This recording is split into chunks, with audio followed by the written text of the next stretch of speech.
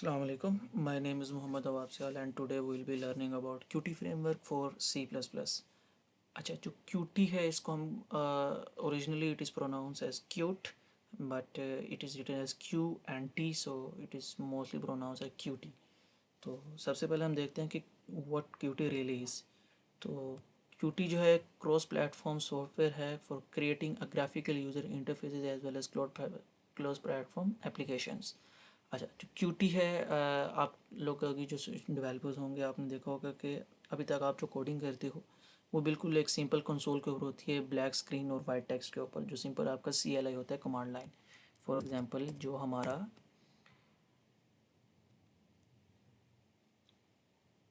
इस तरह का बिल्कुल सिंपल सा CLI होता है, ठीक है। ये इसको आप कमांड लाइन इंटरफेस बोलते हैं, और डोस भी से किसी जगह पुराने ज़माने में इसको डोस बोलते होते थे, डिस्क ऑपरेटिंग सिस्टम इस तरह।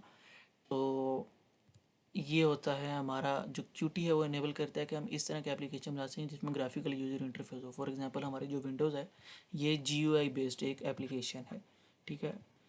तो क्यूटी आपको इनेबल करता है कि आप इस तरह की एप्लीकेशन बना सकें। क्यूटी का जो सबसे बड़ा बेनिफिट है वो ये है कि it is a close platform application. इसका मतलब ये है कि जो क्यूटी के ऊपर आप कोई एप्लीकेशन बनाते हो, फॉर एग्जांपल अगर आपने कोई क्यूटी की एप्लीकेशन विंडोज़ के ऊपर बनाई है तो same application can be run on Linux और मैकिनटॉश। तो ये बहुत बेनिफिशियल है अगर आपको असेंबली लैंग्वेज का पता हो। Assembly language is a platform dependent language. तो उसमें ये होता है कि एक प्लेटफॉर्म के ऊपर बनाई गई कोई भी कोड आपके दूसरे प्लेटफॉर्म के ऊपर नहीं चल सकता। जबकि और असेंबली में ये भी होता है कि आपका एक प्रोसेसर फैमिली का दूसरे किसी प्रोसेसर फैमिली, फॉर एग्जाम्पल आपने इंटेल के लिए कोई आपका कोड लिखा है तो आपका सेम कोड AMD वगैरह के ऊपर नहीं चलता, ठीक है। तो क्यूटी का सबसे बड़ा बेनिफिट यही है कि ये क्लोज प्लेटफॉर्म है। अच्छा, इसके अलावा क्यूटी ये है कि it is widely use in our industry. आपको अगर कुछ एप्लीकेशंस इसकी क्यूटी की बताएं तो आप ये दे सकते हैं कि ऑटोडेस्क माया, Google Earth, VLC media player, और जो तकरीबन डेली यूज़ आप लोग करते होंगे स्पॉटिफाई, ये सब क्यूटी के ऊपर ही बने हुए हैं। मतलब क्यूटी फ्रेमवर्क को यूज़ करते हुए ये सारी चीज़ें बनाई गई हैं। अच्छा, now we will head towards installation. Okay, now head let's head toward the installation of Qt. तो आप लोग अगर यूर यूजिंग द विंडोज़ तो आप लोग गूगल क्रोम ओपन करें या कोई भी ब्राउज़र ओपन करें and write this same thing, Qt download open source. इसमें यह है कि आपका एक एंटरप्राइज वर्जन आता है, लेकिन ये जो ओपन सोर्स है वो आपके लिए फ्री है। तो आप ये फर्स्ट लिंक के ऊपर क्लिक करेंगे तो आपके पास कुछ इस तरह का पेज आ जाएगा क्यूटी का। इसमें आप थोड़ा सा नीचे से स्क्रॉल करें एंड लुकिंग फॉर क्यूटी मानिए ये download the Qt online installer. अब इसके ऊपर क्लिक कर दें।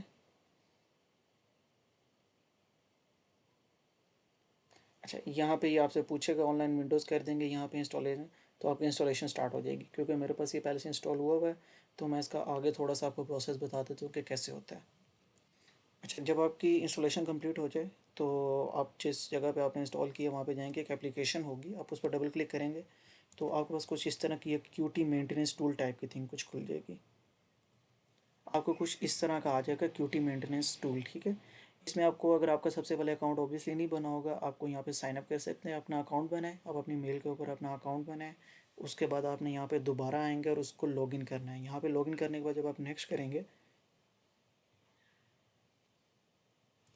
जब आप नेक्स्ट करेंगे तो अभी क्योंकि मेरे पास इंस्टॉल हो चुका हुआ है तो यहाँ पे ये ऑप्शन आ रहा है ऐड और रिमूव कंपोनेंट्स।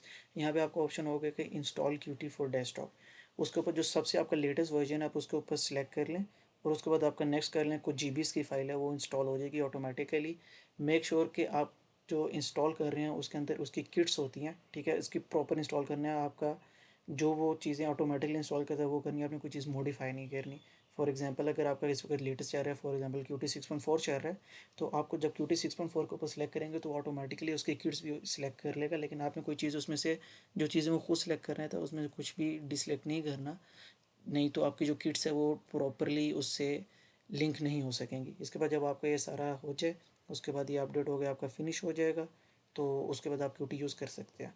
नाउ वो हम देखते हैं कि क्यूटी आप किस तरह स्टार्ट कर सकते हैं। आप उसके बेसिक, सबसे पहले आपने स्टार्टिंग पे किस तरह से उसको स्टार्ट करना है और किस तरह से उसका सेटअप करना है।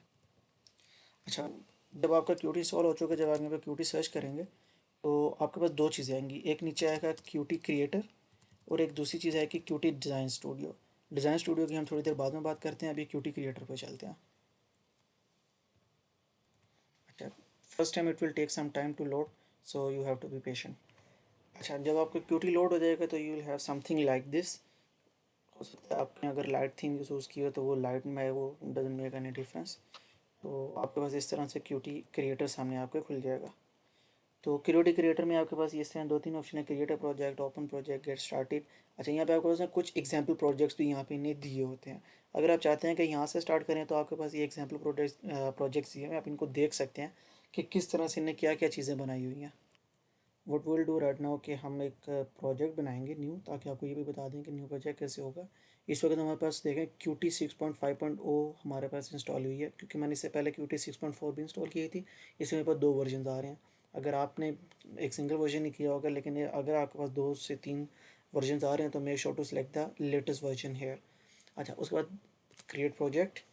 इधर आपको कुछ 3-4 ऑप्शन आ रहे हैं, Qt widgets application, Qt console application. Console application is just like Windows, sorry, VS code, जैसे आपका वो CLI के ऊपर आता था, कमांड प्रॉम्प्ट के ऊपर। तो यहाँ पे आपने ये सिलेक्ट करना है कि Qt विजेट्स एप्लीकेशन अभी के लिए। इसमें बहुत ज़्यादा होते हैं हमारे पास। Qt हम पाइथन के लिए भी होती है, Qt लाइब्रेरीज़ भी कर सकते हैं, बना सकते हैं। तो इसमें बहुत ज़्यादा चीज़ें हैं जो कि आप एडवांस यूज़ के लिए कर सकते हैं, लेकिन राइट नाउ हम Qt विजेट्स एप्लीकेशन को ही सिलेक्ट करेंगे। अच्छा, इसके बाद आप उसको नाम दे सकते कुछ भी। For example I will name it taste run. ठीक है, और यहाँ से आप क्रिएट कर सकते हैं कि जहाँ पे आप क्रिएट करना चाहते हैं, एलिवेशन सेलेक्ट कर सकते हैं। उसके बाद नेक्स्ट। नेक्स्ट के बाद आपके पास बिल्ड सिस्टम्स हैं। There are 2 build systems here, one is qmake and the other is CMake. Be sure to select qmake because the QMake use QML language, that is Qt modeling language. It is very similar to the C++। मतलब इसके जो आपकी सारी logics है वो C++ की होती है। तकरीबन तकरीबन आपका कोड भी C++ का होता है, लेकिन कुछ चीज़ें होती हैं जो चेंज होती हैं। तो इसमें आपको ये फ़ायदा होगा कि आपका जो C++ आपने बेसिक सीखी हुई है वो बहुत ज़्यादा यहाँ पे इम्प्लीमेंट हो जाएगी। आपकी सारी लॉजिक इम्प्लीमेंटेशन, सारा सिंटेक्स वगैरह C++ का होगा, लेकिन कुछ लैंग्वेज का, क्योंकि ये QML है, Qt मॉडलिंग लैंग्वेज है, तो थोड़ा सा उस चीज़ का फ़र्क आपको आएगा। तो क्यू मेक को सिलेक्ट करने के बाद ये आपकी पूछ रहा है कि जो इनिशियल आपने क्लास बनानी है।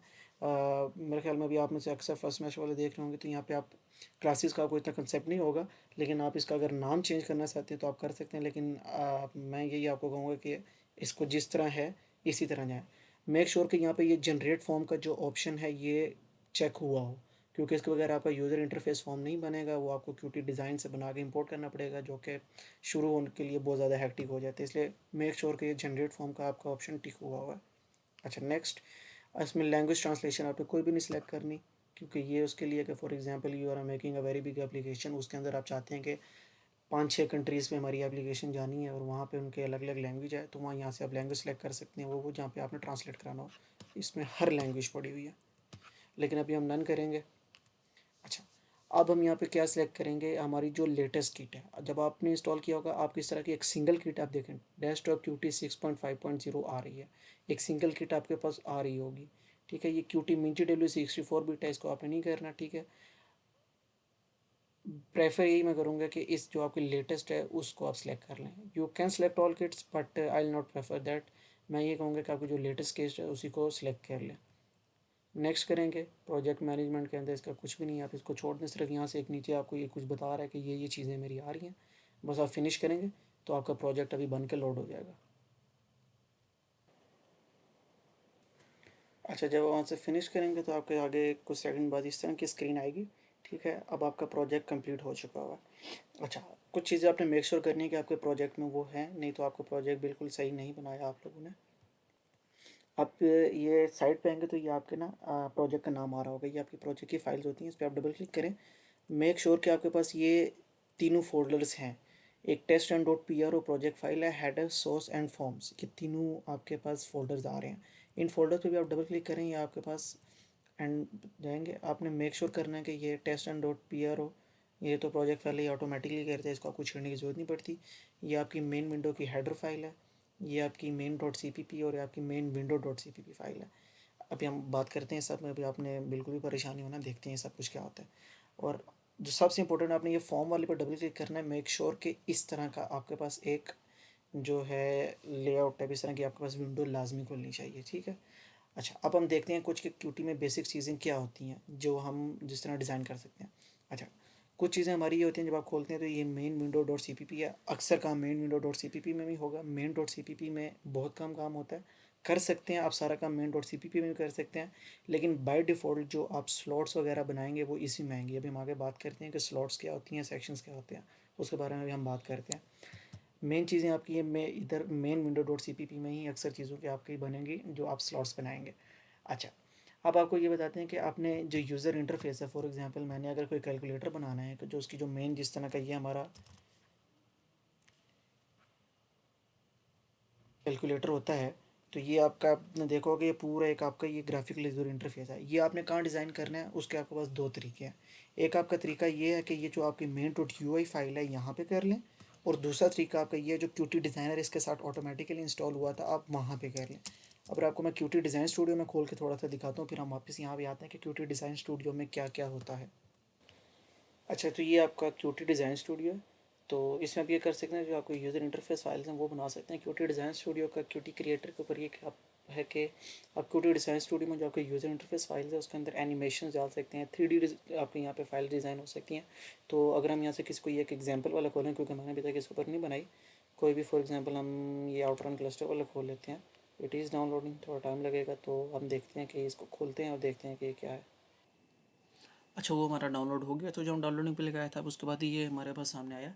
अब आप देख सकते हैं कि क्यूटी डिज़ाइन स्टूडियो में बहुत ज़्यादा चीज़ें आप कर सकते हैं, क्योंकि वो अभी हमने जो डाउनलोड किया तो वो एक कार का इंस्ट्रूमेंट क्लस्टर का था। तो आप ये देख सकते हैं उसके ऊपर कितनी ज़्यादा एनिमेशन है, lane change animation, overtake animation, car front animation. मतलब क्यूटी डिज़ाइन स्टूडियो आप एक बहुत ज़्यादा एडवांस लेवल पे आप चीज़ डिज़ाइन कर सकते हैं। अगर फॉर एग्जांपल मैं आपको अभी इस पर बहुत ज़्यादा चीज़ें हैं जो कि इतनी यहाँ पर नज़र भी नहीं आ रही। अब यहाँ पे मैं फॉर एग्जांपल इस चीज़ को सिलेक्ट करता हूँ तो यहाँ पे ये उसकी चीज़ें हैं। किसी भी को मैं यहाँ पोज एनिमेशंस हैं उसकी, लाइन राइट लाइन लेफ्ट।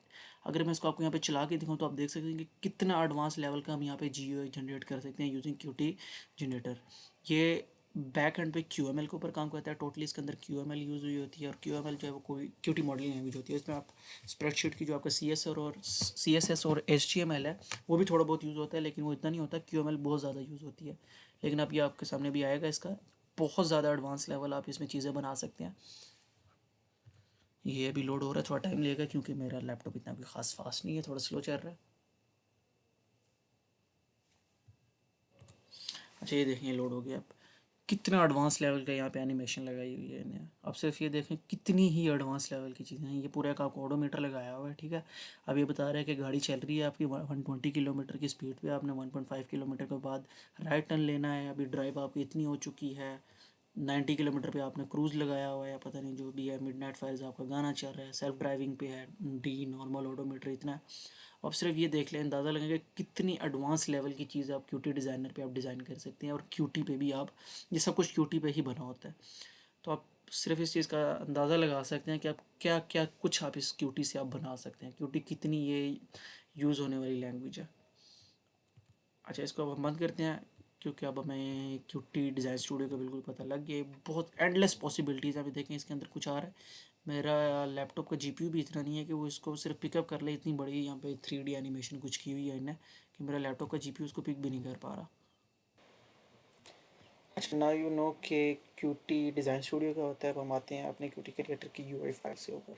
अच्छा, जब आप यहाँ पे आएंगे you will have something in the right corner. यहाँ पे आपके पास कुछ चीज़ें होंगी, कुछ ही आपके ऊपर पास आ रही हैं, और अक्सर चीज़ें आपकी ये लेफ़्ट साइड पे होंगी, ठीक है।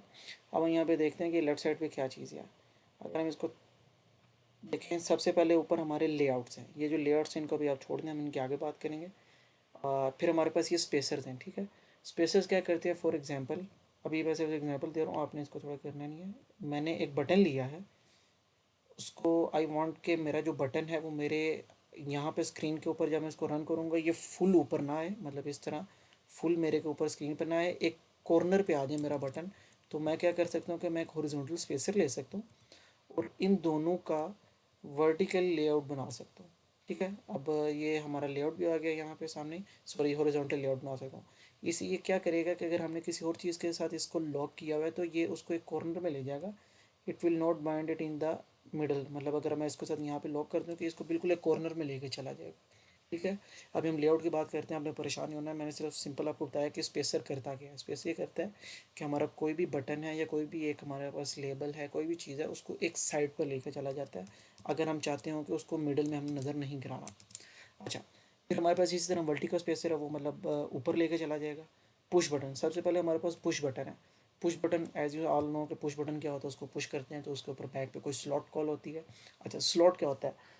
There are two things, section and slots. ठीक है। सेक्शन ये होता है कि आप एक पर्टिकुलर बटन क्लिक करने के ऊपर बैक एंड पे आप क्या कराना चाहते हो, उसको हम एक सेक्शन कहते हैं। और स्लॉट ये होती है कि जब आप उस बटन को क्लिक करते हो तो जो हमारा सेक्शन कॉल होता है तो उसको हम स्लॉट कहते हैं कि हमारी स्लॉट कॉल हुई है। ठीक है। जब आप सेक्शन को कॉल करते हो यूजिंग बटन या और एनीथिंग एल्स, उसको हम कहते हैं कि हमारी स्लॉट जो है वो एग्जीक्यूट हुई है या हमारी स्लॉट कॉल हुई है। अच्छा, तो बटन हम इसलिए लगाते हैं कि अगर हम चाहते हैं कि एक कोई बटन स्पेसिफिक दबाने पर बैक हैंड पे मेरी कोई स्लॉट कॉल हो। फॉर एग्जांपल, मैं आपको एग्जांपल मैं यहाँ पे दूँ, मैं चाहता हूँ कि कैलकुलेटर है, जब मैं वन लिख बट प्रेस करता हूँ तो बैक एंड पे स्लॉट कॉल होती है जो यहाँ पे ऊपर मुझे वन शो कराती है। प्लस करता हूँ फिर वन लिखता हूँ तो ये मुझे सारा शो कराती है। अब ये जो इक्वल टू का बटन है, इसके बैक एंड पे स्लॉट ये है कि जो मैंने पीछे सारी चीज़ें लिखी हैं उनका रिजल्ट मुझे शो करा देगी ये। ठीक है, ये इसे कहते हैं स्लॉट्स। सेक्शंस क्या होते हैं? इसके बैक एंड पे सारा प्रोग्राम जो लिखा हुआ है कि ये जब मैं वन दबाऊंगा तो वो स्क्रीन के ऊपर शो होगा, इसको हम सेक्शन बोलते हैं। ठीक है। अच्छा, पुश बटन हो गया। पुश बटन के बाद आपका आता है टूल बटन। टूल बटन ये है, फॉर एग्जांपल जैसे हम यूज़ करते हैं ब्राउज़ का बटन होता है ना, जैसे आपने अक्सर देखा होगा कि अभी हमने पहले जब प्रोजेक्ट बना रहे थे वहाँ पे भी एक ब्राउज़ का बटन आ रहा था। टूल बटन यही करते हैं, इसका हम नाम फॉर एग्जांपल चेंज भी कर सकते हैं। अगर हम ब्राउज़ रख दें तो ये some kind of that thing है कि ब्राउज़ का बटन है। इसके बाद आपको आते हैं, इनको हम डिलीट करते हैं। फिर इसके बाद आपके पास आते हैं radio buttons and check boxes. There are different between radio button और चेक बॉक्स।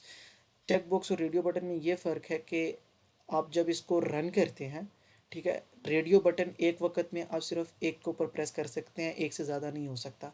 जबकि जो चेक बॉक्सेस हैं वो एक वक्त पे मल्टीपल टाइम्स भी आप उनको चेक कर सकते हैं। फॉर एग्जांपल अगर इसको आप रन करें, अच्छा क्यूटी में रन करने का ये तरीका होता है कि कंट्रोल आप आर दबाते हैं तो वो रन हो जाता है आपका। अगर मैं कंट्रोल आर दबाऊंगा तो ये यहाँ पे बिल्ड होना शुरू हो जाएगा और ये मेरा प्रोजेक्ट अभी रन हो जाएगा। अच्छा, अब आप देख सकते हैं कि हमारे ये एग्जीक्यूट होकर सामने आ गया विंडो। अब मैंने रेडियो बटन एक क्लिक किया है, जब मैं दूसरा रेडियो बटन क्लिक कर रहा हूँ तो आप देख सकते हैं कि फर्स्ट रेडियो बटन मेरा अनचेक हो रहा है। रेडियो बटन ये होता है कि अगर for example I have four options, multiple choice question की आप बात कर लें तो हमें चार में से कोई एक को ही हम सेलेक्ट कर सकते हैं। ठीक है, हम मल्टीपल सेलेक्ट नहीं कर सकते। और चेक बॉक्स की आप ये ले सकते हैं एग्जाम्पल के, फॉर एग्जाम्पल मेरे से पूछते हैं कि आप किस किस कंट्री में जा सकते हो, गए हुए हो पहले पास में, तो मैं ये कह सकता हूँ कि मैं फॉर एग्जांपल पाकिस्तान भी गया हूँ, मैं सऊदी अरब भी गया हूँ। अब मल्टीपल चेक बटन्स को आप चेक बॉक्सेस को क्लिक कर सकते हो, जबकि जो रेडियो बटन है at a time single he click हो सकता है, मल्टीपल क्लिक नहीं हो सकते। अच्छा, ये था हमारे रेडियो और चेक बॉक्सेस। ठीक है, इन सब को हम डिलीट कर लेते हैं। अच्छा, इसके बाद हमारा आता है कमांड लिंक बटन एंड फिर आता है हमारे पास dialogs box button. Dialog box button में आप सिंपल आपको सामने नज़र आ रहा है ओके और कैंसिल है, इस दोनों के पीछे आप प्रोग्रामिंग कर सकते हैं। वो कैसे करते हैं वो भी हम बात करेंगे। ये कमांड लेंगे डायलॉग बॉक्स बटन, ये है फॉर एग्जांपल अगर आपको दो बटन खुद से डिज़ाइन नहीं करने पड़ते, क्योंकि आपको दे रहा है कि आपको ओके और कैंसिल का बटन खुद डिज़ाइन करके आपको दे रहा है। कमांड लिंक बटन ये है कि आपको इसके बैक एंड पे किसी और चीज़ का कोई और प्रोग्राम को आप एग्जीक्यूट करना चाहते हैं तो आप कमांड लिंक बटन को यूज़ करते हैं। और कमांड लिंक बटन का इसके अलावा ये यूज़ है कि आपका म्यूचुअली एक्सक्लूसिव कोई चीज़ें हैं, ऑपरेशंस हैं, आप उनको भी एग्जीक्यूट कर सकते हैं। फॉर एग्जांपल अगर मैं एक फ़ाइल के अंदर दो ऑपरेशंस को एट अ टाइम एग्जीक्यूट करना चाहता हूँ तो मैं कमांड लिंक बटन को यूज़ कर सकता हूँ। अच्छा, उसके बाद हमारे पास कुछ व्यूज़ हैं, list view, tree view, table view, column view, इस तरह वो व्यूज़ आ जाते हैं हमारे पास, ये पूरा कॉलम बना हुआ आ जाता है। ये इस तरह आपकी फॉर्मेटिंग की चीज़ें हैं। अच्छा, क्योंकि मैं इन सब चीज़ों में डिटेल में इसलिए नहीं जा रहा कि क्योंकि ये वो चीज़ें हैं जो आप यहाँ पे रन टाइम पे खुद इनसे देख के कर सकते हैं। आपको सिर्फ मैं इंपॉर्टेंट चीज़ें बताऊँगा। अच्छा, फिर हमारे पास एक आता है कॉम्बो बॉक्स। कॉम्बो बॉक्स आपके सामने नज़र आ गया होगा, यहाँ पे जो ऑप्शन का बॉक्स होता है इसके ऊपर आप ऑप्शंस दे सकते हैं नीचे, for example drop down menu, इस kind of a drop down menu. ठीक है। अच्छा, फिर हमारे पास आता है इंपॉर्टेंट चीज़ है ये लाइन एडिट।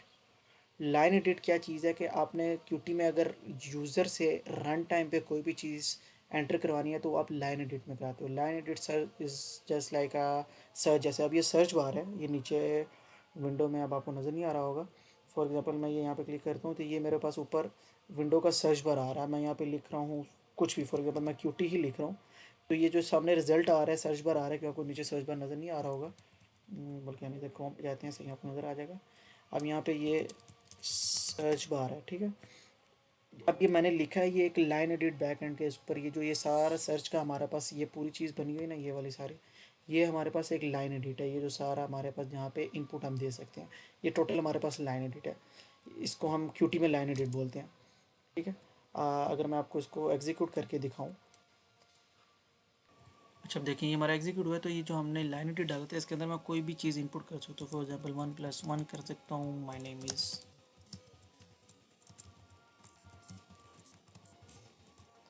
मैं यहाँ पे कुछ भी लिख सकता हूँ, ठीक है। इस मतलब बेसिकली ये है कि आपकी ये यूज़र से इनपुट लेने के लिए ये हमारा लाइन एडिट यूज़ होता है। इसके बाद हमारे पास है टेक्स्ट एडिट, मतलब लाइन एडिट ही है लेकिन थोड़ा सा बड़ा सा है text edit. Plain text edit उससे वो इसी तरह है, ठीक है। अच्छा फिर ये आता है हमारे पास स्पिन बॉक्स। आपने अक्सर देखा होगा ये जो हमारी डेट्स हैं, जब हम डेट हम कहीं पे भी एंटर करते हैं किसी भी फॉर्म के ऊपर, तो वहाँ पे ये स्पिन बॉक्सेस लगी होती है। स्पिन बॉक्सेस ये करते हैं हमारी वहाँ पे डेट ले जाते हैं। फॉर एग्जाम्पल ये नंबरिंग में चलते हैं टीजर्स में, और they can go up to, आप इसकी लिमिट सेट कर सकते हो लेकिन ये बाय डिफ़ॉल्ट बहुत ऊपर तक जा सकते हैं, ठीक है। इसी तरह हमारे पास ये यहाँ पे आता है double spin box. Double spin box क्या कहते हैं, इसमें पॉइंट्स में भी आते हैं हमारे, ये फ्लोटिंग पॉइंट में होता है। अच्छा इस तरह यहाँ पे टाइम एडिट है, आप टाइम डाल सकते हो क्या है। डेट एडिट है, आप डेट डाल सकते हो क्या है। ये इस तरह की कुछ बेसिक चीज़ें हैं। एक आता है डेट एंड टाइम एडिट, जिसमें यहाँ पे दोनों चीज़ें इकट्ठे एट अ टाइम डाल सकते हो।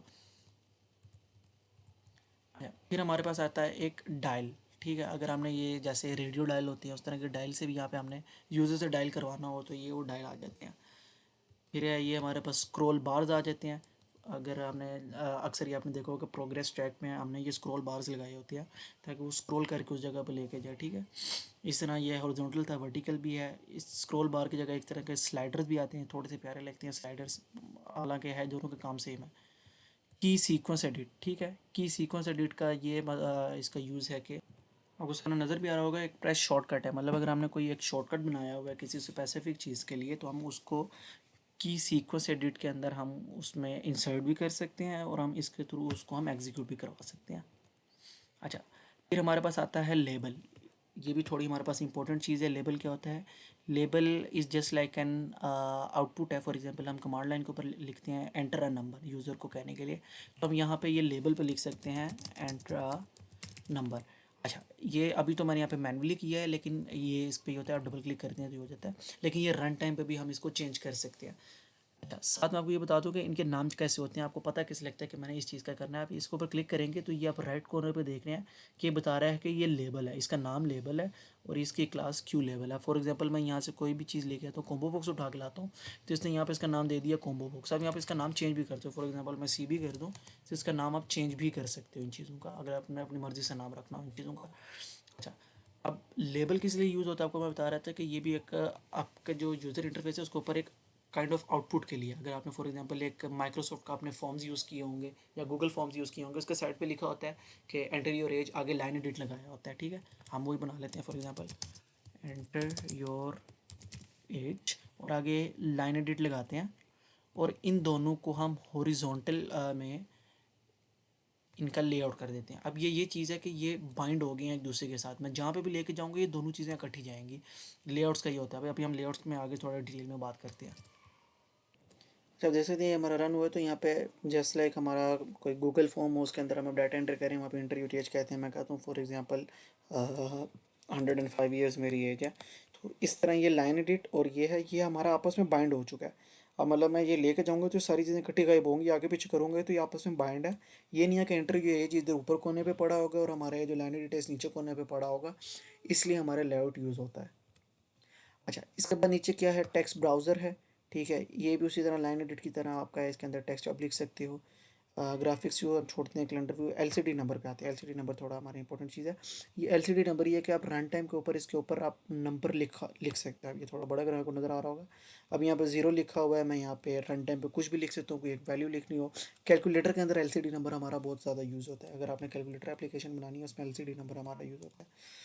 प्रोग्रेस बार आपको सामने देखने से नज़र आ गया होगा। प्रोग्रेस बार क्या चीज़ है, ये प्रोग्रेस को रिकॉर्ड करता है। उस तरह ये एक हॉरिजॉन्टल लाइन है।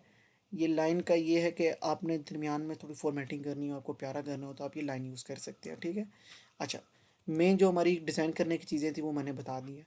अच्छा, इसमें अब हम एक छोटा सा डिज़ाइन करते हैं। मैं वीडियो को पॉज़ करूँगा, एक छोटा सा डिज़ाइन करूँगा चीज़, और उसके बाद आपको मैं दोबारा। अच्छा, मैंने यहाँ पे ना एक छोटा सा लॉगिन फॉर्म डिज़ाइन किया है, जिसमें आपको ऊपर सबसे पहले हेडिंग है लॉगिन फॉर्म, फिर वो यूज़र नेम और उसकी लाइन एडिट है, पासवर्ड उसकी लाइन एडिट है, और फिर हमारे पास एक बटन है सबमिट का। तो इसको अभी हम रन करते हैं, फिर आपको मैं बताता हूँ कि हमें क्यों जो है लेआउट्स की ज़रूरत पड़ती है, लेआउट्स हम किस लिए यूज़ करते हैं। अच्छा, अब ये देख सकते हैं कि मेरा लॉगिन फॉर्म है। अब यूज़र नेम ये है, पासवर्ड ये है, अभी तो मुझे पता लग रहा है। लेकिन फॉर एग्जांपल मैंने यूज़र नेम इधर बिल्कुल ऊपर रखा होता और पासवर्ड वाला मेरे यहाँ पे नीचे होता, तो मुझे कैसे पता लगता है कि यूज़र नेम और पासवर्ड है, मैंने किस में यूज़र नेम डालना है, किस में पासवर्ड डालना है। सेकेंडली ये कि अभी देख रहे हैं कि मैं अपनी स्क्रीन को जब मूव करा रहा हूँ,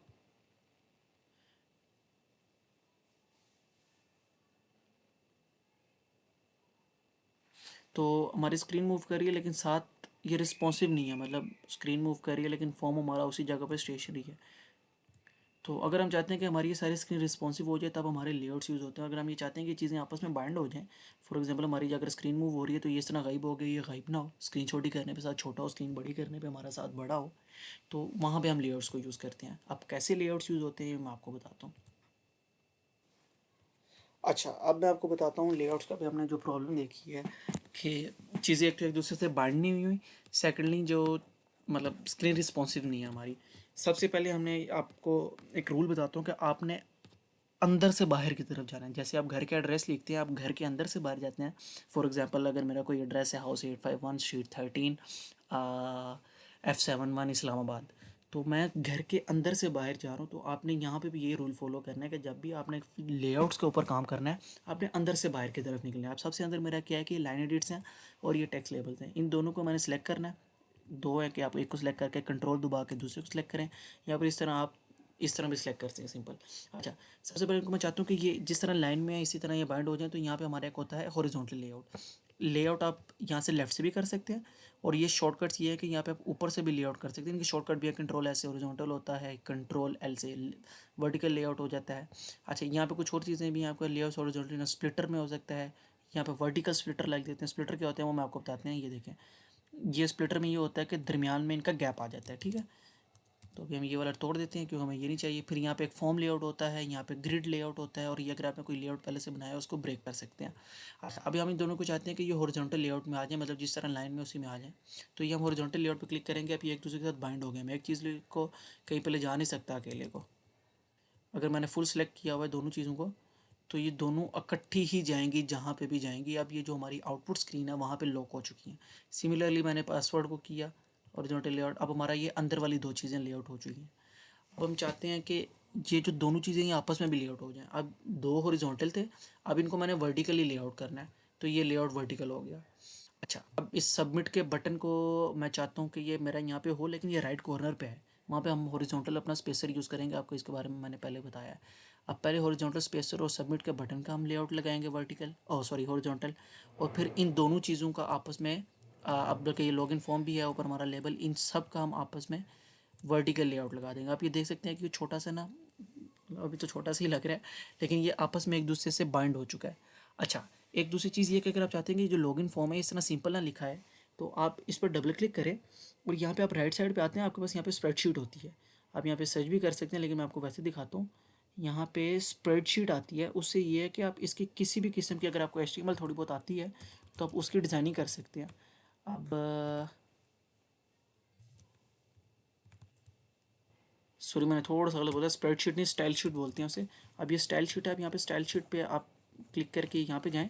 ये देखिए, अब यहाँ पे आप कुछ भी कर सकते हैं। फॉर एग्जांपल मैंने इसका फ़ॉन्ट चेंज करना है, मैंने कोई फ़ॉन्ट यहाँ पे डाल दिया। अब मेरे पास मैं कौन सा फ़ॉन्ट डालता हूँ इस पर, मोनोटाइप कोर्सिवा फ़ॉन्ट डाल दिया है, रेगुलर है, टैलिक है, 9 पॉइंट है, मैं इसको 12 पॉइंट कर देता हूँ, ठीक है। अच्छा, ओके कर दिया। अब ये मेरा फ़ॉन्ट यहाँ पे चेंज हो जाएगा। उसके अलावा, अच्छा, इसके अलावा मैं एक और चीज़ डालना चाहता हूँ। मैं क्या चाहता हूँ कि मैं इसका कलर भी चेंज कर दूँ। मैं कलर इसका करना चाहता हूँ डार्क ब्लू, तो मैं ये कर सकता हूँ। अभी डार्क ब्लू कलर में हो जाएगा। स्टाइल शीट इनवैलिड आ रही है ये मेरे ख्याल में, इसमें कलर सही मैंने सेलेक्ट नहीं किया। ओके कर देते हैं, ठीक है। अच्छा, इस तरह मतलब आप स्टाइल शीट पे जाके इसकी फॉर्मेटिंग कर सकते हैं कि आपकी क्या चीज़ इस पर आउटपुट पे आए। अच्छा, अब आपका ये हो गया। अभी भी हमारे पास एक मसला आ रहा होगा इसके अंदर, वो मैं आपको अब इसको रन करके दिखाता हूँ कि अभी भी क्या मसला आ रहा है। अभी भी हमारी ये चीज़ें तो एक दूसरे के साथ बाइंड हो चुकी हैं, लेकिन हमारी स्क्रीन रिस्पॉन्सिव अभी भी नहीं बनी। उसका तरीका मैं आपको पहले एक बार रन करके दिखाऊंगा, फिर उसको रिस्पॉन्सिव बनाने का तरीका भी दिखाता हूँ आपको। अच्छा, अब ये देखें, सबसे पहले तो ये जो लॉगिन फॉर्म हमने किया था ये टैलिक मोनोटाइप कोर्सिवा में आ गया है, थोड़ा मतलब प्यारा लग रहा है। अच्छा, अभी भी आप देख सकते हैं कि ये फॉर्म तो इकट्ठा हो गया है, ठीक है, फॉर्म एक दूसरे से बाइंड हुआ हुआ है, मैं फॉर्म जहाँ भी जाऊँगा होगा, लेकिन ये अभी भी हमारी स्क्रीन रिस्पॉन्सिव नहीं बनी, ठीक है। फॉर्म तो हमारा इकट्ठा हो गया, आप देखें प्यारा भी लग रहा है, छोटा छोटा बड़ा प्यारा लग रहा है, लेकिन मैं चाहता हूँ कि मेरी यार स्क्रीन भी रिस्पॉन्सिव बने। उसके लिए मेरा ये है कि आप इसको, there is a thing called grid layout. आप ग्रिड लेआउट में क्लिक करते जाएंगे, आप ये देख रहे हैं कि सारा ग्रिड में एक आ गया। इस ग्रिड का ये फ़ायदा है आपको कि मैं ये दिखाऊं, ये यहाँ से छोटा बड़ा करेंगे तो उस तरह का रिस्पॉन्सिव बन जाएगा। ये तो अभी मैं यहाँ पे दिखा रहा हूँ आपको, मैं इसको रन करके दिखाता हूँ।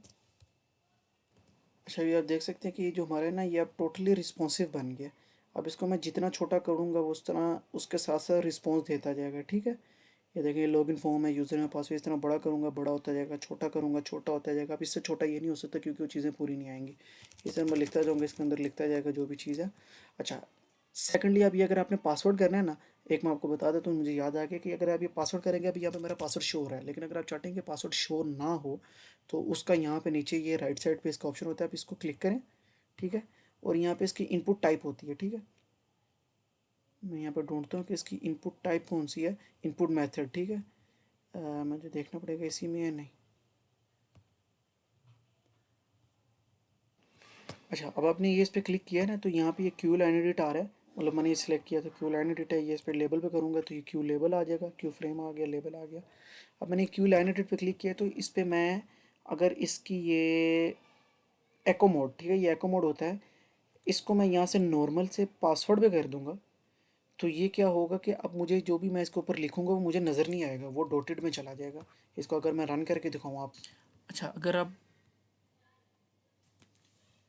अगर अब देख सकें सामने की स्क्रीन आ रही हो, मेरे ख्याल में आपको नज़र नहीं आ रही होगी।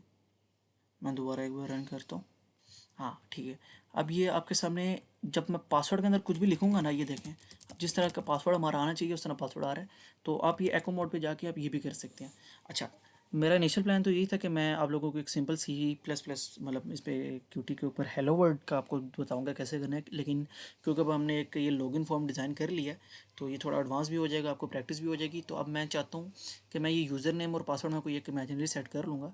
तो ये हम ये लॉगिन फॉर्म को हम इसको मतलब प्रैक्टिकल बनाते हैं, जो कि मतलब मैं जब सबमिट का बटन दबाऊँ तो उसको चेक करके मुझे बताए कि आपने सही डाला है या नहीं डाला, ठीक है। अब हम उसकी तरफ जाएंगे कि इसकी बैकएंड की प्रोग्रामिंग कैसे करते हैं, आप इस स्लॉट के ऊपर सिग्नल्स कैसे बनाते हैं, ठीक है। मतलब जब आप ये सिग्नल को कॉल कराते हैं तो आप इस स्लॉट किस तरह से एग्जीक्यूट होती है उसके ऊपर अब हम आते हैं। अच्छा, अनफॉर्चुनेटली अभी मेरे साथ ये हुआ है कि मैंने इससे आगे टोटल एंडिंग तक रिकॉर्ड किया हुआ था, लेकिन उस 40 मिनट्स का क्लिप था जिसकी ऑडियो ही नहीं थी। तो इस वजह से मुझे अभी दोबारा रिकॉर्ड करना पड़ा, गलती से मैं ऑडियो ऑन करना भूल गया। तो अच्छा, अब हमने स्लॉट पे आ चुके हुए हैं, ठीक है। हमारी ये स्लॉट बन चुकी हुई है, हमने यहाँ से जाके गो टू स्लॉट किया था और क्लिक में, इतना तो आपको लास्ट में बताया था। अब हम चाहते हैं कि जो हमारे लाइन एडिट्स हैं जिसका हमने रखा हुआ है पहले से ही, उस लाइन एडिट से हम जो इनपुट है वो लें। एक हमारी यूज़र नेम की लाइन एडिट थी, एक हमारी पासवर्ड की लाइन एडिट थी, उससे हम इनपुट लें और उस इनपुट को हम फिर यूटिलाइज़ करके जो हमारा लॉगिन फॉर्म था उसमें हम बता सकेंगे जो आपने डाटा डाला है वो सही है या गलत है। सबसे पहले हम चाहते हैं कि वो हमारे पास एक किसी एक वेरिएबल में आ जाए, स्ट्रिंग में आ जाए फॉर एग्जांपल। तो मैं यहाँ पे क्यू स्ट्रिंग यूज़र नेम की बनाऊंगा। अच्छा, सी प्लस प्लस में सिंपल स्ट्रिंग लिखते हैं आप, यहाँ पे आपकी क्यू स्ट्रिंग होती है, ठीक है, क्यूटी में क्यू स्ट्रिंग होती है। अच्छा, एक और चीज़ आपने मेक श्योर करनी है कि जो आपकी क्यूटी है वो केस सेंसिटिव लैंग्वेज है, मतलब अगर आपने क्यू स्ट्रिंग का एस छोटा लिख दिया है तो ये काम नहीं करेगी। अच्छा, क्यू स्ट्रिंग मैंने यूज़र नेम बना दिया, इसमें मैं क्या चाहता हूँ कि जो मेरा यूआई फॉर्म था, यूज़र इनपुट का फॉर्म था, यूज़र इंटरफेस का, उसके अंदर जो मेरा लाइन एडिट यूज़र नेम का टूल था उसके अंदर से मैं जो टेक्स्ट है वो उठाऊँ। मतलब मैं ये कहना चाह रहा हूँ जो मेरा यूआई के अंदर यूज़र नेम के आगे लाइन एडिट था उसके अंदर जो मैंने डाटा डाला है वो उठा के मेरा यूज़र नेम में आ जाए। वो कैसे करूँगा, सबसे पहले मैं लिखूँगा यूआई। यूआई क्या करेगा कि मुझे यूज़र इंटरफेस के, ये देखिए अब बता रहा है अभी कन्वर्जन नहीं है, यूआई मेन में इंटर को पॉइंटर से क्यूसिंग में, यूआई का जो मेरे यूज़र इंटरफेस का मेरा वो थी विंडो थी, मेन विंडो थी, उसके अंदर जाए। फिर आगे मैं ये सेंड डालूंगा डैश और ये ये अगर आपने क्लासेस पढ़ी हुई हैं फिर तो आपको पता होगा ये क्या चीज़ है।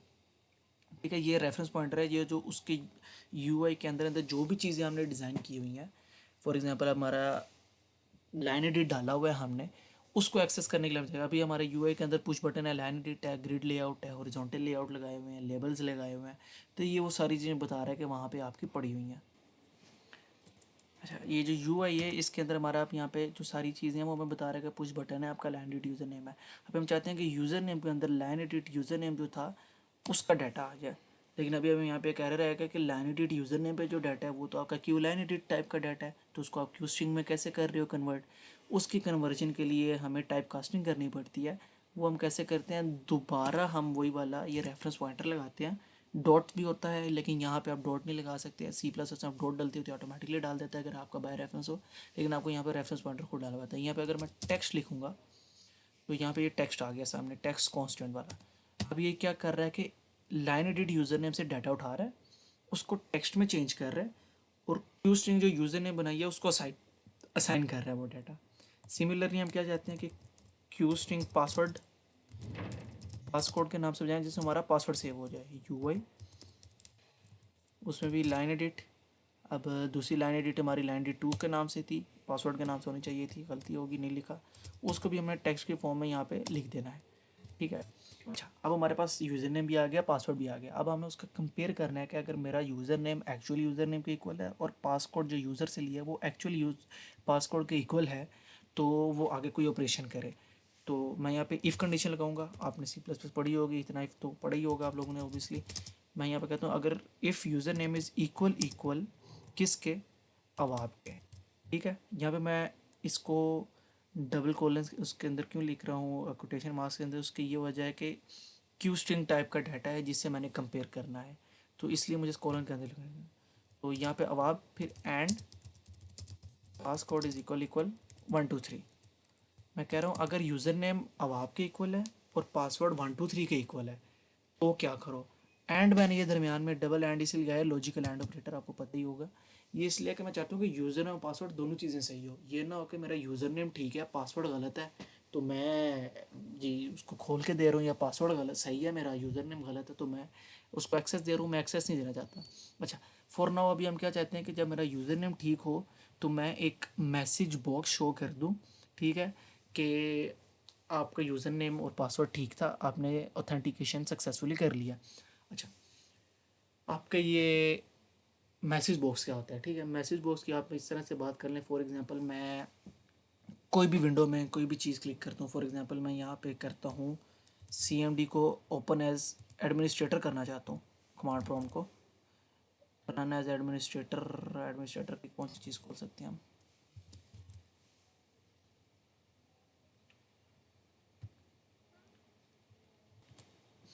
अच्छा मैं चाहता हूँ कि मैं कमांड प्रॉम्प्ट को एज एन एडमिनिस्ट्रेटर रन करूँ, मतलब एक तो सिंपल रन होता है, एक होता है रन एज एडमिनिस्ट्रेटर।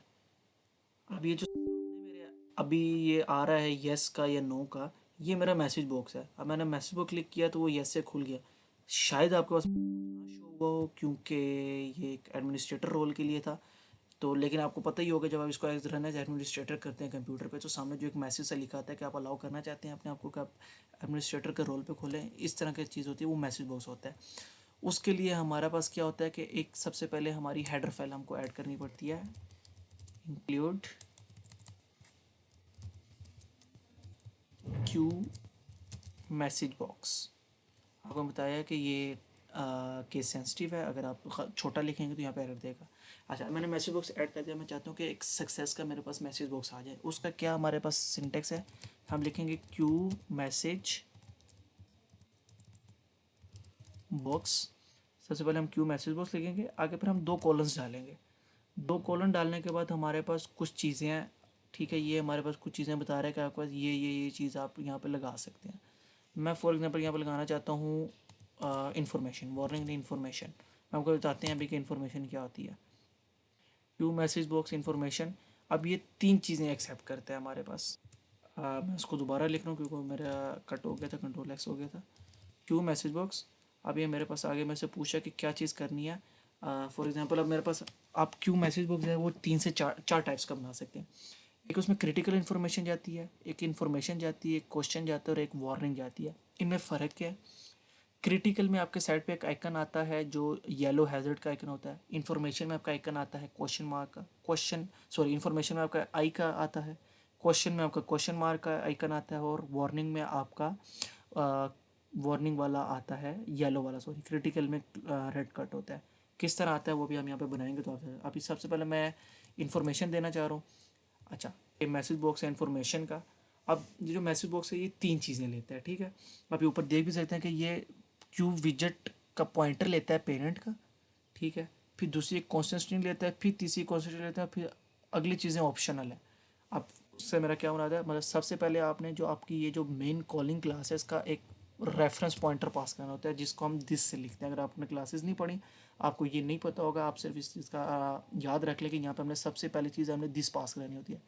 सेकंड पे हमारा ये होता है हमने एक स्ट्रिंग पास करनी होती है, वो ये जो आपको ऊपर मेन विंडो डॉट cpp लिखा आ रहा है ना, ये जो चीज़ यहाँ पे ऊपर लिखी होती है टाइटल आपका विंडो का, वो चीज़ होती है। अब दूसरी पे मैंने स्ट्रिंग में टाइटल फॉर एग्जांपल मैंने सक्सेस का है, तो सक्सेस। और तीसरे पे मेरा जो मेन मैसेज है ऑथेंटिकेशन सक्सेसफुल, ठीक है, ये हो गया। मतलब मैं ये चाहता हूँ कि अगर यूज़र नेम अब आपके इक्वल हो, पासवर्ड 123 के इक्वल हो, तो एक मैसेज बॉक्स शो कर दे सक्सेस के टाइटल से और उसमें मैसेज बॉक्स में लिखा हो कि ऑथेंटिकेशन सक्सेसफुल। एल्स अगर ये ना हो फिर क्या करे, फिर भी वो एक क्यू मैसेज बॉक्स बना दे,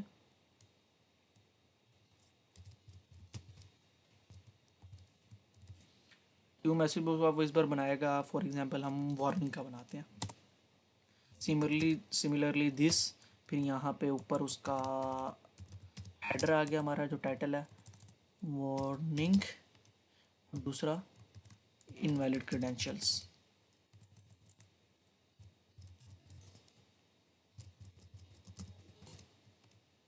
अच्छा ठीक है, अब ये हमने बना लिया। अब इसको आपको मैं रन करके दिखाता हूँ कि क्या है। पहले आपको एक कोड बताते हैं क्या किया है हमने। यूज़र इंटरफेस से स्लॉट एक बनाई। क्या स्लॉट बनाई कि जब वो पुश बटन यहाँ का पुश बटन ये जो सबमिट है जब वो क्लिक करेगा, क्या होगा, स्लॉट बनाई हमने, क्लिक की, क्या होगा, दो वो स्ट्रिंग्स बनाएगा यूज़र नेम और पासवर्ड की। लाइन एडिट यूज़र नेम से वो यूज़र ने जो उसने यूज़र ने लिखा उसको सारे को टेक्स्ट की फॉर्म में उठा के यूज़र नेम में ले आएगा। और जो लाइन एडिट टू थी, मतलब जो हमारी पासवर्ड वाली लाइन एडिट थी, लाइन एडिट टूल था हमारा, उसका सारा डाटा उठा के वो पासवर्ड की स्ट्रिंग में रख देगा। फिर वो कंपेयर कर रहा है कि अगर यूज़र नेम अब आपके इक्वल है और पासवर्ड 123 के इक्वल है, तो एक मैसेज बॉक्स शो कर रहा है। मैसेज बॉक्स में क्या है कि ऑथेंटिकेशन सक्सेसफुल, और उसमें आइकन कौन सा आएगा, इन्फॉर्मेशन का। अगर नहीं है, मतलब गलत क्रेडेंशियल्स हैं, तो वो एक वार्निंग के आइकन के साथ एक मैसेज बॉक्स शो कर रहा है कि इनवैलिड क्रेडेंशियल। अब इसको आपको रन करके दिखाता हूँ ताकि आपकी क्लैरिफिकेशन ज़्यादा हो। अच्छा, अभी देख सकते हैं बिल्ड हो गया। तो ये हमने यूज़र इंटरफेस फॉर्म हमने डिज़ाइन किया था। अब मैं चाहता हूँ मैं इस पर पहली बार गलत डालता हूँ। मैंने नाम डाला यूज़र नेम अली, पासवर्ड डाला कुछ भी। अब क्योंकि गलत है, जब मैं सबमिट क्लिक करूँगा तो इसको एल्स में आना चाहिए। अच्छा, सबमिट क्लिक करने में सबसे पहले क्या होगा, यूज़र नेम के ऊपर ये यूज़र नेम वाली लाइन एडिट का सारा डाटा चला जाएगा, पासकोड में ये डाटा जाएगा, फिर इसको चेक करेगा कि ये इक्वल है। अगर नहीं इक्वल है तो ये वाला मैसेज ऑथेंटिकेशन सक्सेसफुल, नहीं तो इनवैलिड क्रेडेंशियल्स। अभी मैंने इसको सबमिट किया, मुझे इसने ऊपर टाइटल दिया वार्निंग का। मैंने ये वार्निंग का टाइटल दिया था, आपको बताया था सेकंड में हमारा ऊपर टाइटल होता है विंडो का। फिर ये सबसे पहले ये वार्निंग का हमारा क्यों मैसेज बॉक्स था, वार्निंग टाइप का। वार्निंग टाइप के मैसेज बॉक्स से हमारा ये एक ट्राइंगल आ गया वार्निंग का, ठीक है। फिर मैंने ये वार्निंग का टाइटल था, ये मेरे ऊपर वार्निंग आ गया। फिर मेरा मेन मैसेज था कि इनवैलिड क्रेडेंशियल्स। फिर से मुझे इनवैलिड क्रेडेंशियल का मैसेज देख के बंद हो गया। मैं ये भी हो सकता है कि इसकी बैक एंड पे ये लगा दूँ, मतलब कोड में, कि जब ये मेरा अगर पासवर्ड गलत है तो इनवैलिड क्रेडेंशियल्स कह के मेरा क्यूटी का प्रोग्राम ख़त्म हो जाए, मतलब प्रोग्राम मेरा बंद हो जाए। तो ये हो सकता है। अब अगर मैं फॉर एग्जांपल सही डालता हूँ अवाब और ये 123 जो ओरिजिनल पासवर्ड था, फिर मैं सबमिट करूँगा, देखें ऊपर सक्सेस इन्फॉर्मेशन का साइन और ऑथेंटिकेशन सक्सेसफुल, मतलब हमारा प्रोग्राम बिल्कुल A1 चल रहा है, ठीक है। अच्छा, ये हो गया हमारा सबमिट। अब यहाँ से हम इसे बंद कर देते हैं। अच्छा, ये तो था हमारा एक बेसिक सा लॉगिन फॉर्म, जो कि मेरा वैसे बेसिक आइडिया ये था कि मैं आपको एक simple message box hello word का दिखाऊंगा, लेकिन क्योंकि हमने यहाँ पे डिज़ाइन कर लिया था यूज़र इंटरफेस में क्या नाम है हमारा लॉगिन फॉर्म, तो मैंने कहा चलो लॉगिन फॉर्म चाहते थे तो थोड़ा कम्प्लेक्स हो जाएगा, इनिशियली कम्प्लेक्स हो जाएगा, ज़ाहिर सी बात है, इतना सा कम्प्लेक्स नहीं है, 4 लाइनों का कोड है, लेकिन आपका ये हो जाएगा कि आपको कुछ समझ आ जाएगी कि किस तरह काम करता है बैक एंड पे। अच्छा, तो अब हमने इसमें क्या क्या सीख लिया हुआ है। सबसे पहले तो हमने देखा कि क्यूटी होता क्या है, क्या होती है क्यूट, क्यों यूज़ होती है, क्या फ़ायदा है, इंस्टॉलेशन देखी हमने। फिर हमें आपको मैंने ये बताया कि प्रोजेक्ट इसके अंदर क्रिएट कैसे करते हैं। अच्छा, फिर उसके बाद ये मैंने आपको बताया कि सिग्नल्स क्या होते हैं और स्लॉट्स क्या होते हैं, ठीक है। फिर हम क्यूटी की ये यूआई वाली साइट पे जाए, और यहाँ पे हमने सारे इसके क्यूटी विजेट्स के बारे में बात की। इसके हमने क्यूटी लेआउट मैनेजमेंट के बारे में बात की, यूज़र इनपुट कैसे हैंडल करते हैं लाइन एडिट के थ्रू, इसके बारे में बात की। अच्छा, फिर मैंने आपको क्यूटी डिज़ाइनर के बारे में बताया कि क्यूटी डिज़ाइनर क्या होता है, उसमें कैसे बहुत बहुत एडवांस लेवल की आप चीज़ें उसके ऊपर कैसे डिज़ाइन कर सकते हैं। अच्छा, अब फिर हम बात करेंगे कि इसके बाद हमारे पास क्या स्टेप्स हैं, इसके बाद हमें क्या करना चाहिए। इसके बाद मैं ये आपको सजेस्ट करूँगा कि क्यूटी की रिसोर्सेज होते हैं, क्यूटी डॉक्यूमेंटेशंस होती है, ठीक है। क्यूटी डॉक्यूमेंटेशन पे आप जाएं, ये देखें, ये doc.qt.io है, ठीक है। क्यूटी डॉक्यूमेंटेशन पे दुनिया जहान की क्यूटी की पड़ी है। फॉर एग्जांपल अब मेरा QT6 मैंने किया हुआ है, QT6, क्यूटी कौन सा है मेरा, QT GUI है, ठीक है। अब ये QT GUI की मुझे कुछ पैकेजेस बता रहा है कि ये क्या होते हैं।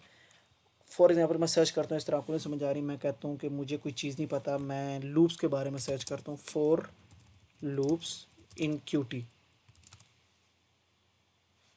ये सेकंड नंबर पे देखें, form.qt.io का आ गया, या doc.qt.io, फॉर्म छोड़ दिया, वो फॉर्म प्रॉब्लम्स का होता है, ये डॉक आ गया।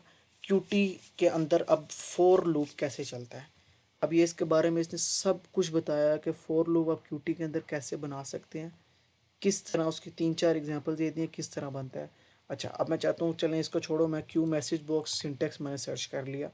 क्यू मैसेज बॉक्स का मुझे नहीं पता, कोई एक चीज़ मैं भूल गया हूँ, तो मैंने ये सर्च किया, सबसे ऊपर टॉप पे क्यू doc.qt.io का मेरे पास रिजल्ट आ गया। अच्छा, अब इसके अंदर आपने सिर्फ नोटिस करना है कि सब कुछ इसने बताया है। सबसे पहले इसने बताया कि क्यू मैसेज बॉक्स क्लास में आपको इंक्लूड कैसे करना है। हेडर फाइल आपकी इंक्लूड मैसेज बॉक्स, जैसे हमने यहाँ पे हेडर फाइल इंक्लूड की थी क्यू इंक्लूड मैसेज बॉक्स के नाम से, ये क्यू मैसेज बॉक्स की हेडर फाइल हमने इंक्लूड की थी। फिर हमने ये बता रहा है कि क्यू मेक में जाकर आपके प्रोजेक्ट में ये चीज़ QT+= विजेट्स होता है। ये बाय डिफ़ॉल्ट अगर आपको मैं दिखाऊँ, .pro फाइल में QT+= विजेट्स हमारा हुआ होता है, इसके अंदर ये कुछ चीज़ें होती हैं जो पहले से एम्बेडेड आई होती हैं। फिर ये मुझे बता रहा है कि इसके अंदर क्या क्या चीज़ें हैं, कौन कौन से पब्लिक फंक्शंस हैं, कौन कौन से प्राइवेट फंक्शंस हैं, पब्लिक स्लॉट्स क्या हैं, सिग्नल्स इसमें क्या है, सब कुछ बता रहा है। दुनिया जहान के से मैक्रोज की ये वो सब कुछ, अगर आपने APIs यूज़ करनी है उसकी कुछ एग्जांपल्स हमें दी हुई हैं, थोड़ी कम्प्लेक्स एग्जांपल्स दी हुई हैं। अब देखिए, इसने मैकिनटॉश के ऊपर ये काम किया हुआ था, इन्हें क्यूटी डॉक वाले करते हैं, तो ये उसका आ रहा है क्यूटी। अगर हम इसको कोड को समझें, सबसे पहले इसने एक मैसेज बॉक्स का वेरिएबल बनाया। अच्छा, उसके अंदर से हमने तो ड्रैग किया था टैग टेक्स्ट, इस ये भी एक तरीका है, QT message board dot set test the document has been modified. अच्छा देखें, अब ये यहाँ पे नीचे आ रहा है, the document has been modified. अच्छा, यहाँ पे set informative text, do you want to save your changes, ठीक है, ये ऊपर मेन आ गया, do you want to save your changes. अच्छा, सेट स्टैंडर्ड बटन, सेव है, डिस्कार्ड है, कैंसिल है, ठीक है।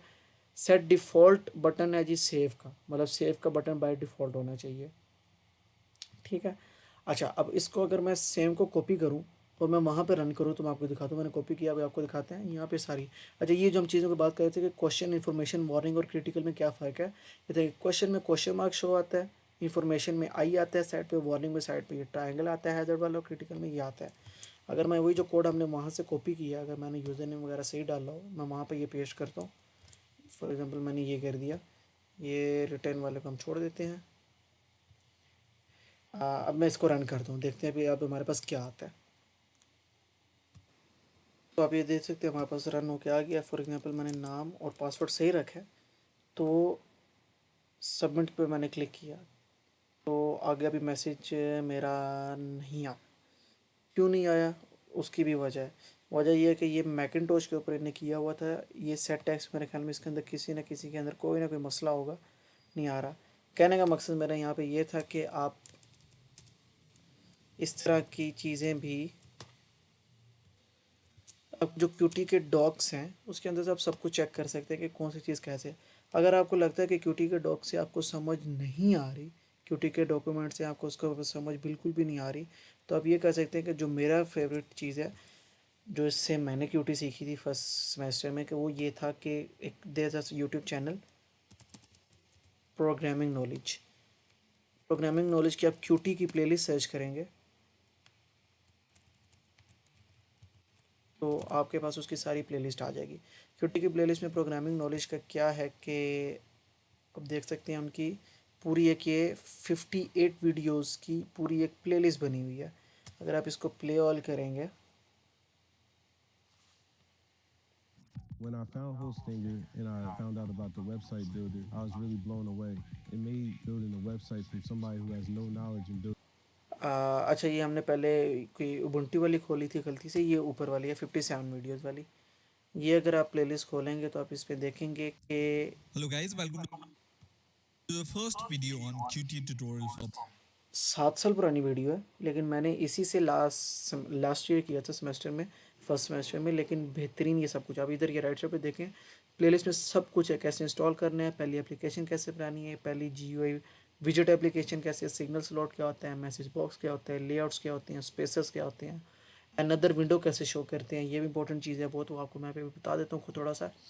स्टेटस बार क्या होते हैं, इस तरह के सब कुछ इसके अंदर ये आपको बताएगा। और एट दैट आप ये देखें कि यहाँ पे इनने एक 27th पे नोट पैड एप्लीकेशन भी बना ली है। मतलब सिर्फ 27 आपके लेक्चर्स के बाद आप एक नोट पैड एप्लीकेशन बना सकते हैं। और आप लेक्चर भी देखें, बड़े नहीं है, 12 minute, 8 minute, 7 minute, 12 minute, 13 minute, 16 minute, 8 9 2 minute, 10 minute, इतने का मतलब आप मैक्सिमम 5 से 6 घंटे बनते हैं ये। 5 से 6 घंटे में आप एक simple note pad application by your self बना सकते हैं। कितनी ही अमेजिंग चीज़ है ये आप। अच्छा, अब आपको मैं आपको थोड़ा सा बता देता हूँ कि अगर आपने क्यूटी के अंदर एक कोई और नई क्लास ऐड करनी है, अभी तो एक सिंपल है ना, अगर आप चाहते हैं कि मल्टीपल CPP फाइल्स हों, मल्टीपल UI फाइल्स हों, तो आप ये टेस्ट रन के ऊपर राइट क्लिक करें और यहाँ पे ऐड न्यू पे जाएं, अपने प्रोजेक्ट के नाम पर ऐड न्यू करके ऐड न्यू में आपने C++ का क्लास करनी है। हेडर, अगर आपने सिंपल सोर्स फाइल या सिंपल हेडर फाइल करनी है वो भी कर सकते हैं, लेकिन हम चाहते हैं कि हेडर फाइल भी आए, सोर्स फाइल भी आए और UI फाइल भी आए, तो हम C++ क्लास सेट करेंगे।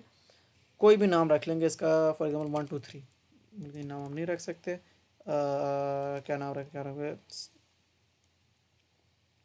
एडवांस नाम रख लेते हैं, चलिए आप क्या एडवांस का नाम रख लेते हैं।